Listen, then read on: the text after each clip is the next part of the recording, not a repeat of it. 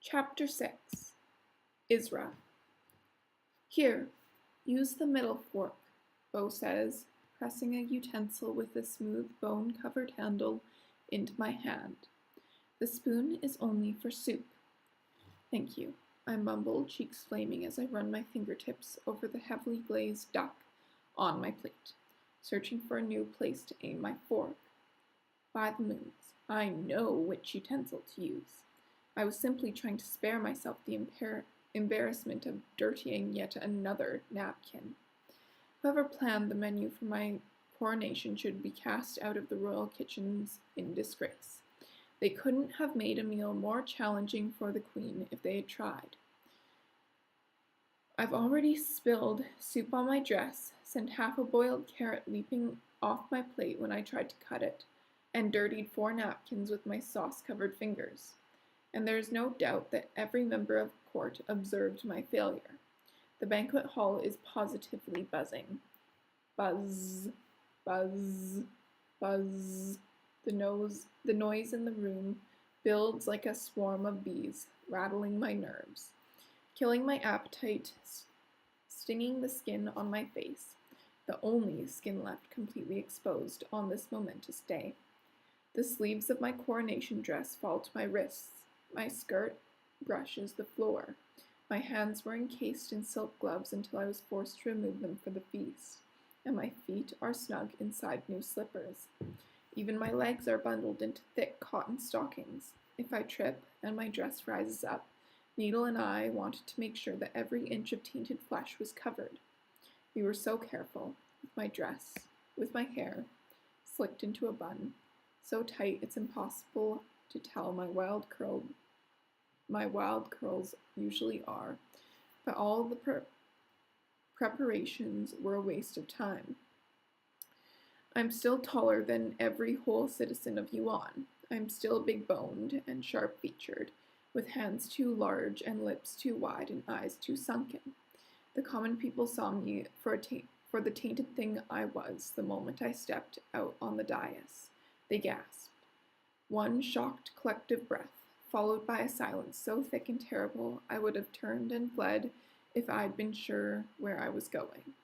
The cheering and clapping started soon after, and Needle insisted the people were simply surprised at how lovely and exotic I look. But it was too late for her kind lies to make a difference. I know the truth. My people are horrified by their queen. Yuan has never had a tainted ruler, and I am the first, the contemptible offspring of the king's mad second wife. Her insanity almost cost the people their lives, and now her tainted daughter sullies their throne. I am sure they are all praying I will die before having children of my own. As long as I'm married, the covenant will be secure. My king will be able to remarry, and the poor noble girl forced to wed him will take the mantle of sacrifice. Sacrifice. Blood and bones. That's all I am. The common people cheered, and the nobles have spent the feast flattering me, but the truth is that none of them sees me as anything but a walking dead girl. There have been queens who ruled with wisdom and power, but none of them were tainted, or blind, or locked away and hidden from the people. I will have to be truly extraordinary to lift myself above all my failings. Should I have the servants bring more sweet wine? Bo asks, laying a hand on my wrist and letting it linger there too long. No, thank you.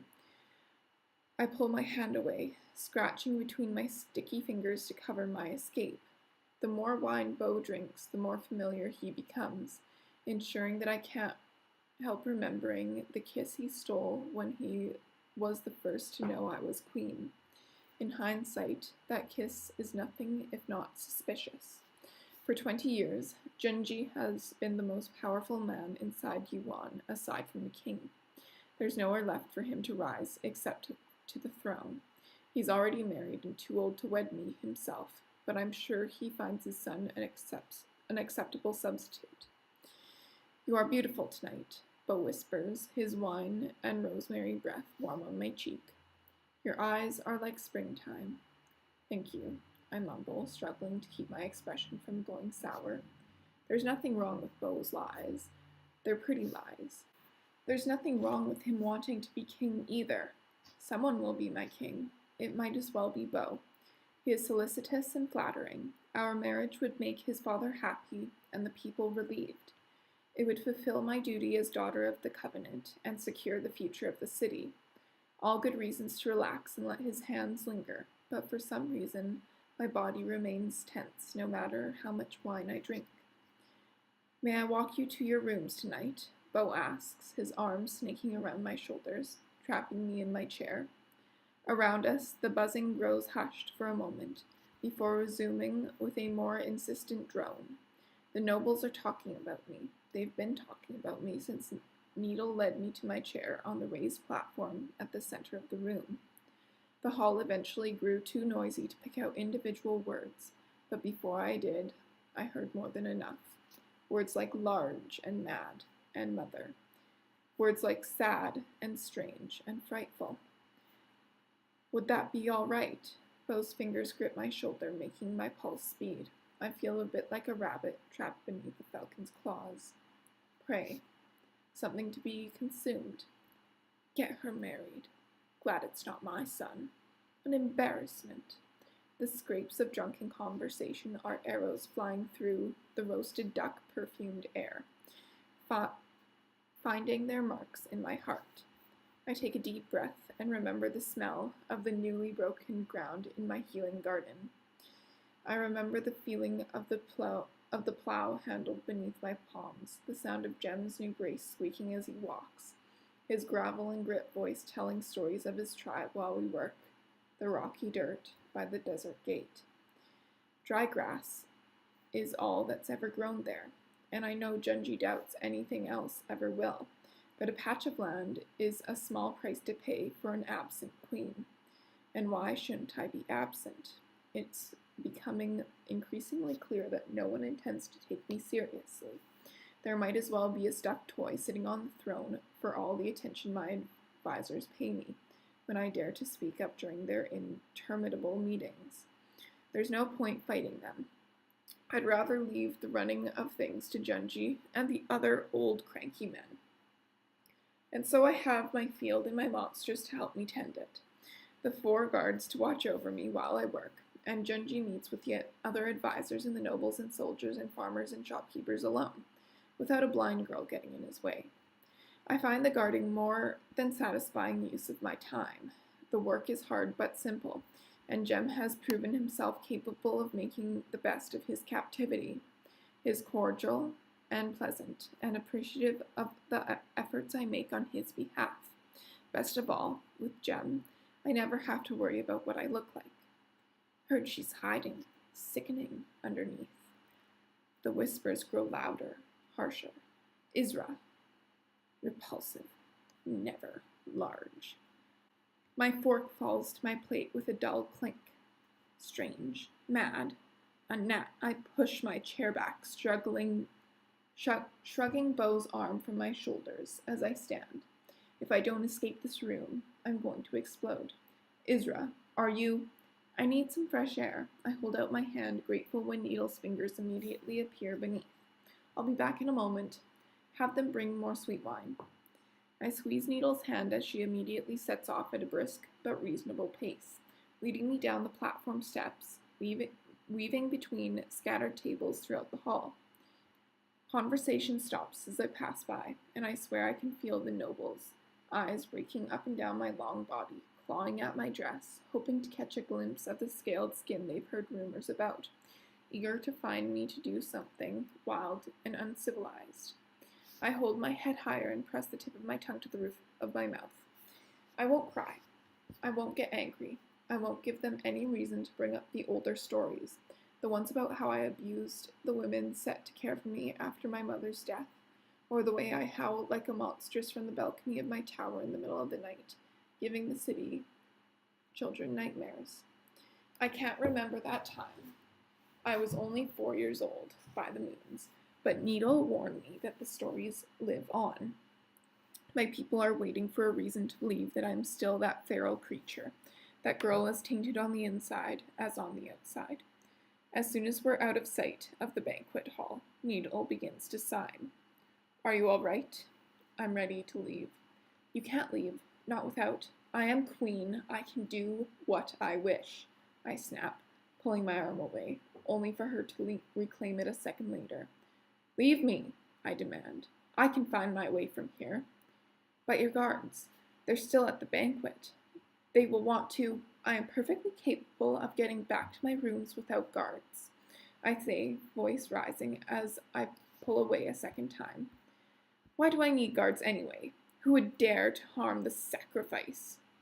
Needle sighs at her sad sigh, but doesn't try to retake my arm, and soon I hear her footsteps hurrying away towards the tower. She knows better than to argue with me. Arguing is pointless. I am stubborn and selfish, and once I've made up my mind, I will not be swayed. For a moment, I feel bad for taking my anger out on my only friend, but soon I am too distracted by the pain in my toes to think of anything else. My slippers are too tight. I told Needle they were too tight, but she insisted they were the same size I've worn for a year, and shoved them onto my feet. Now they pinch so badly, I'm hobbling by the time I near the royal garden. I stop, bend down, and rip them off my feet with a growl that turns to a moan of relief as soon as my toes are allowed to spread on the cool stones. Ah, so much better. Stupid things, I mutter as I toss the slippers into the flowers lining the path.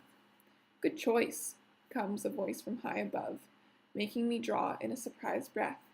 Who needs shoes in a soft, warm world like this one? Jem?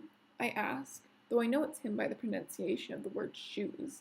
His accent is changing, but still, no one else under the dome sounds like him. Where are you? In my new room, he answers. New rooms. There are two, one for sitting and one for sleeping. They gave you the apartment overlooking the gardens? I asked, tilting my face in the direction of his voice. I gave the order for Jem to be transferred to the soldiers' barracks a few days past. I requested the apartment be a view of the royal garden, be converted to a cell. Jem mentioned that he liked to see the roses again, but there was some grumbling from Genji about whether such a prime space could be spared. I told him to find a way to spare it, and left it at that, but I wasn't sure he'd taken my order seriously. Genji seems to treat my commands as suggestions he'll take into consideration, if he remembers, if he approves, if it's convenient. They did, Jem said. Thank you. You like it, then? I ask, craving approval in this night filled with condemnation. I do, very much. I know there's still bars on the windows, but it doesn't matter. The view is nice. And I like the books, he says before adding in an almost shy tone. I've been trying to read them. My mother taught me your letters and the sounds they make. It's not as difficult as I thought it would be. I'm sure you'll figure it out soon, I say, feeling a little envious. I wish I could read. Being read to is wonderful, but I always thought the stories would go faster if I could see the words myself. I'm not very fast. You will be. You're clever. He is. More clever than I could have imagined before we started working in the garden together. The past 2 weeks have only confirmed how foolish I was to underestimate Jem. He has a vast knowledge of plants, speaks our language with the fluency of a noble, and has more stories memorized than I've read in my entire life. Soon you'll have even more stories to add to your collection, I said, trying to smile. You'll have to tell me your favorites. Of course, he says, before adding in a softer voice. What's wrong? You don't sound like yourself. I lean against the retaining wall and reach out, running my fingers over the wilting petals of the last autumn clematis. I've done a foolish thing tonight. What kind of foolish thing? I was mean to Needle, I say, tears stinging my eyes for the millionth time since my father died. I shouldn't have been. She's always so patient with me. She'll forgive you, he says, the lack of judgment in his tone making me feel even worse. I know, I mumble, wishing I hadn't said anything. No matter how well we've been getting along, or how much more human Jem is than I could have dreamed a Monstrous would be, it was stupid to start confessing things to him. He's not my friend. He's my prisoner. What else? He says. Nothing. I say, lingering when I know I should tell him good night and be on my way. But I'm not in a hurry to return to my tower, or Needle, who I know will be waiting by the door with her sad sigh, ready to gently remind me of everything I did wrong tonight. I know I have to apologize and endure the reminders, but I'm not ready yet. Not yet. I don't believe you. Jem's voice holds a challenge I refuse to take. Tell me a story, I say instead, forcing a smile. Storytelling is what built the bridge between Jem and me in the first place. I began it as a way to break the strained silence during our first day in the garden, but Jem soon took the lead. He is a gifted storyteller, and obviously appreciates a receptive audience. He has never refused me a story. A happy story, please. What kind of happy story? One of your people's legends. One with the wind in it. He falls quiet, but I don't repeat myself. I know he's putting his thoughts together, and that it will be worth the wait. Jem's stories are always wonderful, mysterious, and magical, and eerily familiar. Stories my heart swears I've heard before, even if my mind can't remember them. Once, long ago, in the early days of my tribe, there was a girl who loved a star, he begins, summoning a delicious shiver from deep in my bones. I pull myself up to sit on the edge of the wall and draw my legs to my chest beneath my dress. Grateful Needle gave me a full skirt rather than one of the narrow ones she makes me teeter when I walk. It was a summer star, Jem continues, once I'm comfortable, and it appeared in the sky just as the summer grass turned brown. It burned a fierce orange and red, and spent its nights boasting of all the worlds it had known, and the creatures who had loved it. All the girls in my tribe enjoyed gazing at the star, but one girl, Melita, was captivated at first glance, he says, the lulling rhythm of his words easing the last of the tension from my shoulders. Every evening, she would creep from her family's hut and lie down in the grass beneath the star. They would talk late into the night, telling each other their secret hopes and dreams, their messages carried between the land and the sky by the west wind. The girl told the star how she wished to journey beyond her tribe's lands, to see things no desert girl had ever seen before. The star told the girl how he yearned for someone with arms brave enough to hold him, strong enough to wrap around him at the close of day and hold on until the morning. Eventually, the two grew so filled with longing that the star's wish was granted. The girl opened her arms and called him from the sky, and with a sigh he fell, burning a trail through the night as his flame went out, leaving only his bone-white body behind. I dropped my chin to my knees and closed my eyes, suddenly feeling shy of his story. It's a love story. Jem has never told me a love story. It feels more intimate than his other tales. Sadder, too. I haven't imagined the Monstrous loving the way that we love, but I suppose they must. It makes me wonder if there is someone Jem left behind, a Monstrous girl whose arms he imagined holding him tight until the morning. The next morning, the girl awoke to find the star weeping in the grass, Jem continues. He had already grown tired of the girl's arms. He craved the eyes of every creature of this world, and the next, and the next. He mourned the loss of his spark and shine and the glory of burning brighter than anything else in the night. He cursed the girl, blaming her for his fall, and left her so he could find his way back to the sky, abandoning her for long before the girl's belly began to grow round with the new star he had put inside her. I blushed so hard my cheeks tingle. Heat spreads from my face down my neck to make my skin itch beneath my clothes. The new star he had put inside her. By the moons. Yuan's storytellers would never say such a bold thing. If Needle were here, she'd be scandalized. The knowledge makes the story a bit more delicious. Months passed, and the time came for the baby to be born. It was a cold night, near the end of winter, and both of the tribe's midwives came to the girl's hut, but the girl could not be saved. After a few hours of suffering, the baby came from her in a rush of fire, killing his mother as he shot towards the sky. I lift my head, lips parting in silent protest. Surely this can't be the end of the story. The poor girl dying in childbirth. The west wind saw the tragic birth, Jem continues, and wished he had never carried the girl's whispers to the star father. He plucked the girl's soul from the burning flesh and held her in his arms, offering her a breath of his own magic to prove how sorry he was for the part he'd played. The girl used the magic to steal the language of our people from the stars, ensuring that no other desert girl would hear a star's false promises or fall in love with another one of the fickle creatures ever again.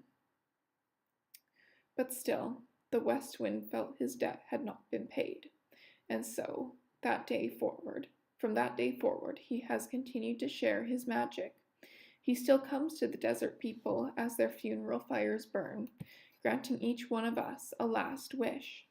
And that is how we were given death magic, and why our deaths are cause for celebration as well as sadness. He falls silent, but the air still hums with the power of the legend. That is a happy story?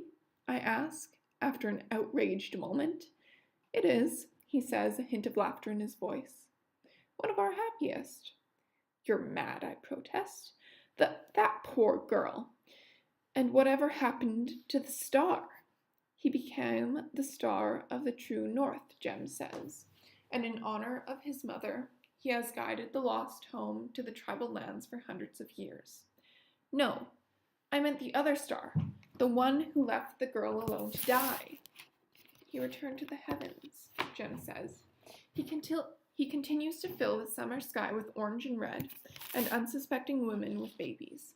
He puts a baby in the harvest moon that he has refused to be born for hundreds of years for fear of hurting its mother. But that's another legend. I'm about to say how unfair it was for the girl to die and the star to live on unpunished, but I stop myself before the words can leave my mouth. Of course it's not fair, but that's the way life is. Jem and I know that as well as anyone. Jem and I. We have more in common than I ever dreamed we would. Sometimes it feels like I have more in common with him than I do with my own people. Sometimes I wish he wasn't my prisoner and that we were more than polite acquaintances. Sometimes I wish we could be friends.